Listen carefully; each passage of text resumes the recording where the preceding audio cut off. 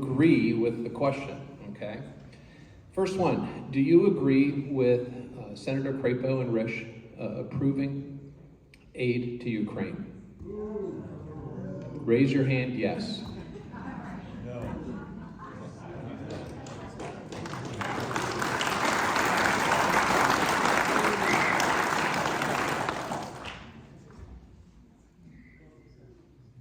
Do you believe that the Greater Idaho movement should continue?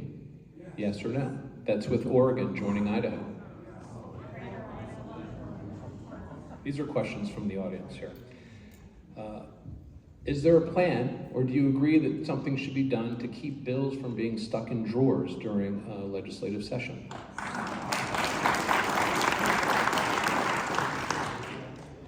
Do you believe that Governor Little is receptive to conservative bills that get on his desk? A little bit? Just depends. Okay.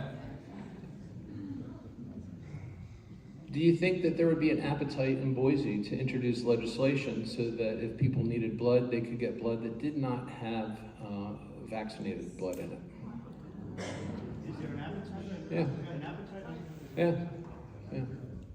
Okay.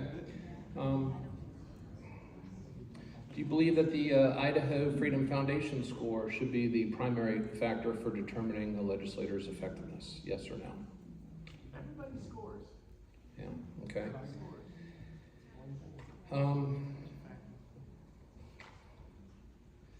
Right now we have just about 10 minutes left.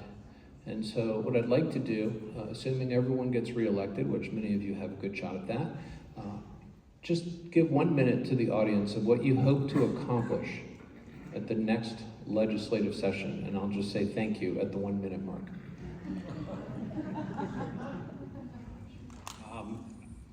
I'll start. You go. All right, Phil. Doug on the other at the beginning. I just hope I can get the bills done that I got in progress this year. My 3 on illegal immigration, the ranked choice voting, constitutional amendment, and the bill that will allow the treasurer to invest money in gold and silver. And I think we need to bring more sound money bills next year, not just to do the one. So that's my 45 seconds. 23, actually. Go ahead. Really quickly, I want to make sure that Phil gets his bills across, and I'm going to do everything in my power to help him.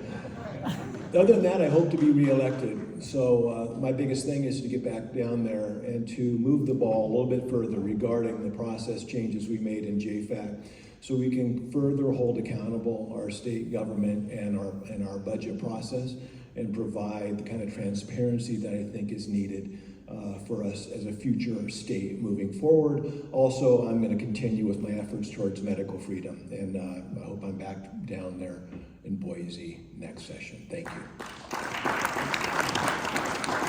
And I've had the same 2 issues for years. One is the federal lands issue. That's huge. That would change Idaho dramatically if we could ever solve that.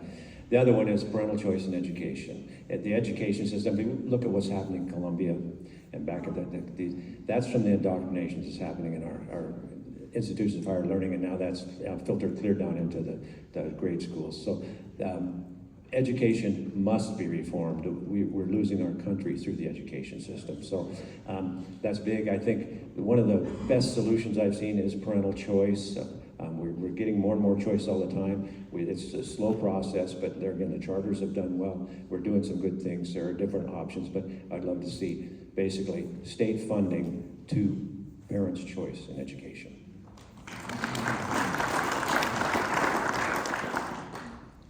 A recent poll has shown that 60% of, say, 15 to 20-year-olds agree that socialism is a good plan.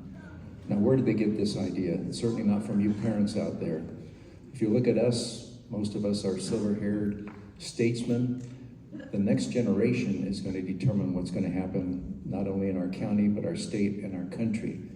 And this indoctrination that socialism and communism are wonderful things frightens me. That's the reason I am here on the Education Committee, not by choice, not by reasonable choice, but by necessity.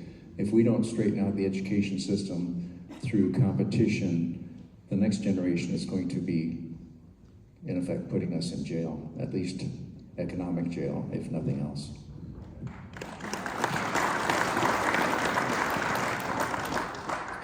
So as I said before, I have a primary candidate, so I need to count on you to get elected to get back down there. And if I do get back down there, or I guess I should say when I get back down there, I'm gonna run my legislation on central bank digital currency to prohibit the state from participating in that. The repeal of the Blaine Amendment. And I do still want to work on the emergency clause because we never know when that next, as Tony says, pandemic comes along.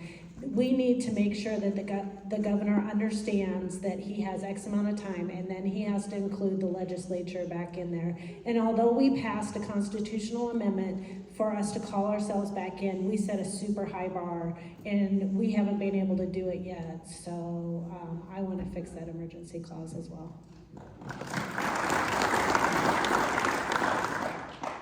I certainly see that there's a two-pronged attack on us, one at our borders, and I'd say the other one in our schools, and against our families and children. So because of that, one of my main goals would be to create school choice. I think the ideal solution there is a refundable tax credit. Education tax credit keeps the government out as much as possible out of that equation. I think that is still important as well. And anything to protect children that are still in our schools, I think that they need our protection. They really do. And further reform in our public school system. I sponsored on the Senate side the teachers union autonomy bill. I'm like, let teachers unions get out of our not out of using our tax dollars to do their union activities. And it didn't make it through the House, but I would continue to push that, and obviously the family resolution that we worked on together. Well, I'm going to continue to support any legislation and anything that protects our freedoms and protects families, especially like Ben just mentioned, the Family Values Resolution. Anything that contributes to smaller government, reduce taxes and spending, slowing the growth of Idaho's government. And I'm going to continue to focus on election integrity issues. We've had some success in the past few years. Thank you. I believe it's important to move to paper ballots, and I will mention also that there is a push across the state with a Rhino segment that is pushing for absentee ballots. They are asking people to get out there and submit your absentee ballots. Well, there's a reason why they are pushing absentee ballots, because we know that's where a lot of the fraud occurs. So I'm going to continue to work on those issues.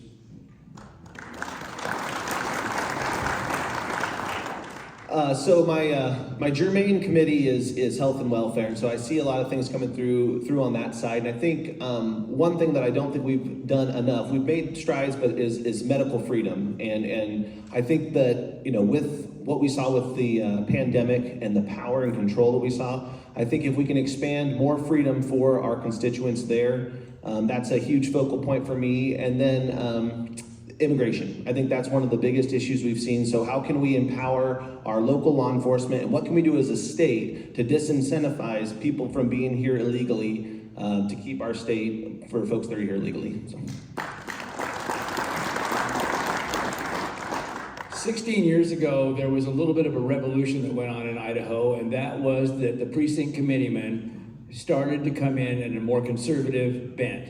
There was a movement going on. There were a lot of things, different organizations that were pushing the precinct committeemen, so that our central committee began to be populated by conservatives rather than mainstream Republicans. That worked. Now there's a counterattack. So be aware that the precinct committeemen, the people that are on the central committee, are an integral part of how we are able to statewide address policy and have the support of the conservatives that are in the legislature. So be mindful of even your precinct committeemen, and be aware that there is now a movement afoot to try and take back that power from the mainstream. When I got elected, I thought, oh, Idaho is the reddest of the red. It is not the case. But we have made some great strides, and it all starts at the grassroots. Be aware and help the precinct committeemen that have been there, that have supported the conservative values that you stand for. And we're all over 50. This is scary. I don't know what we're doing about the kids. We've got to figure out a way to get them to understand the importance of beginning to understand now what's going on. So that's what I have. Thank you.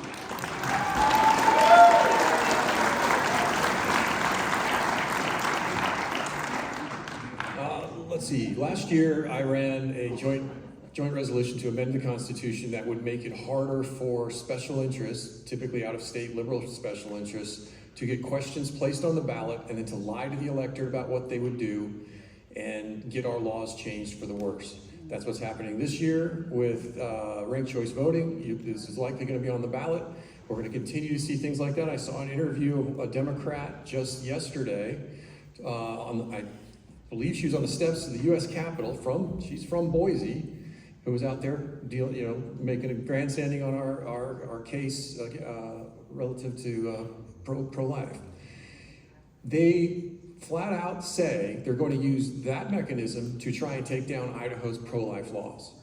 This is something that is a huge problem for our state. It is a small state. It's extremely cheap and easy to get questions placed on the ballot and then spend a few $1 million advertising and trick people into voting for things they don't want. So that resolution passed the Senate by a broad margin last year. It failed in the House. Pray that we get some turnover in the House this election cycle, because not these guys and gals, but we need a little help on that side, because once we get that on the ballot and we can get that out to you folks to vote on, we can hopefully stem that tide a little bit. Tony, you want to say something? Go ahead, we have a second. No. You got both of them. May I make an announcement? Yes. Okay, we're talking about educational reform. There's a speaker, Christopher Rufo, who will be coming to Coeur d'Alene on May 2nd.